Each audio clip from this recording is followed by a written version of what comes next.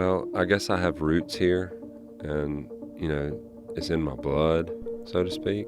I grew up saying that I wasn't going to come back here. When you look at it, that's the issue. People are leaving. I'm going to try to do something to improve Selma. Alexander McGillivray was the first non-native Creek Indian chief. He was Scottish, fur trader. 1700s, I guess. And then my great-granddad was the Cosby, and he was from Perry County. We have a piece of property right there. My uncle owns it now, and it's right there at the base of the Edmund Pettus Bridge. There was a domino shack up on the sandbar where my great-granddad used to play dominoes with all his buddies. And, and I guess he just started selling the sand. Yeah, there's some deep roots here. So when I walk down the sidewalk, I see potential, whether it's a blank wall, putting a mural on it, whether it's broken windows, putting art in it. Black Belt Benefit Group is an organization of volunteers that works to improve the quality of life in Selma and the surrounding area. We're in an empty building right now at Play Selma Music Hall. It was an empty building, and we moved into the building and started doing music. So it's not about where you are, it's about what you do where you are. We have had some pretty large acts here before, but nothing like this. And nothing to bring the community together like this, to really cross racial lines. And this kind of brought us back around full swing back to the Walton. To see the Joan Baez tour bus in front of the theater, to see, all the people that walked by and were just like, whoa, what's going on at the Walton? One of my friends told me last night, no, that's not the Joan Baez, the famous Joan Baez, that's another Joan Baez. He was like, no, it's the real Joan Baez coming to Selma,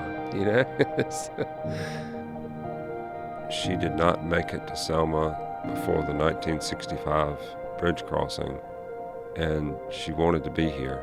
So we became the first stop on her Fare Thee Well tour. Yeah, a 260-seat theater that's designed like it is one of the most intimate things you can do when it comes to music like that. There's not a bad seat in the theater. She's talking to people, looking them in the eyes, just like they're right there. And it's really an amazing place to see music. Joan was adamant about getting out on the street, meeting everybody that was in her audience, all 260 people in the theater. She wanted to hug people's necks. And it was just a connection, and for that connection to be right here in Selma in this little theater was really special. We were able to get Mrs. Baez to the Voting Rights Museum and then to the Jackson Museum, where we were raising funds with this show. They went to Brown Chapel, where the Selma Redevelopment Authority and the City of Selma both presented her with awards as well. Going through the community, telling them thank you, them telling her thank you.